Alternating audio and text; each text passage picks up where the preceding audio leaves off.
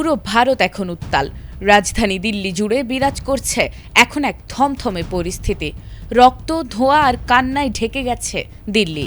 দেশটিতে ছাত্র আন্দোলন পৌঁছে গেছে সড়ক থেকে সংসদ পর্যন্ত। পার্লামেন্টের খুব কাছেই ছড়িয়ে আছে রক্তের দাগ, উল্টে পড়ে থাকা ব্যারিকেড, ভাঙা কাঁচ, ছেঁড়া জামা, হারিয়ে যাওয়া স্যান্ডেল আর স্কার্ফ।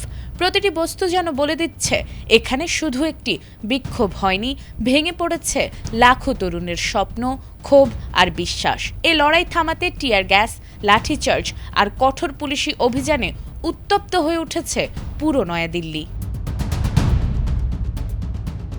শিক্ষামন্ত্রী ধর্মেন্দ্র প্রধানের পদত্যাগের দাবিতে সোমবার হাজার হাজার শিক্ষার্থী রাজধানীর পার্লামেন্ট স্ট্রিট ও কন্ট প্লেসে বিক্ষোভ করেন।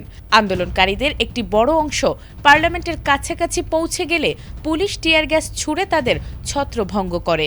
সংঘর্ষে শতাধিক শিক্ষার্থী আহত হয়।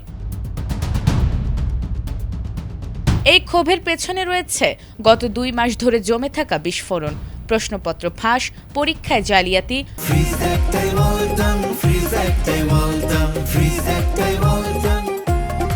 ভুল মূল্যায়ন।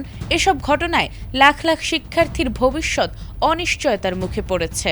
অনেকেই উত্তরপত্রের কপি চেয়ে দেখেছেন, তাদের নম্বরই ভুলভাবে দেয়া হয়েছে। প্রশ্ন ফাঁস কেলেঙ্কারিকে কেন্দ্র করে অন্তত 20 জনের বেশি শিক্ষার্থীর আত্মহত্যার ঘটনাও দেশজুড়ে শোক ও ক্ষোভ আরও বাড়িয়ে দিয়েছে। এত কিছুর পরও প্রধানমন্ত্রী নরেন্দ্র মোদীর নীরবতা নতুন করে বিতর্ক সৃষ্টি করেছে। যখন রাজপথে টিয়ার গ্যাসের ধোঁয়া আর আহত শিক্ষার্থীদের আর্তনাদ, তখন খুব কাছেই পার্লামেন্টে হাস্যোজ্জ্বল অবস্থায় দেখা যায় তাকে। এ দৃশ্য আন্দোলনকারীদের ক্ষোভ আরও উস্কে দেয়। মঙ্গলবার সেই ক্ষোভ নতুন মাত্রা পায়।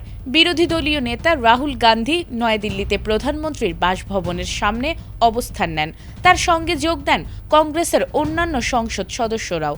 সেখান থেকে তিনি দেশ জুড়ে মানুষকে ঐক্যবদ্ধ হওয়ার আহ্বান জানান।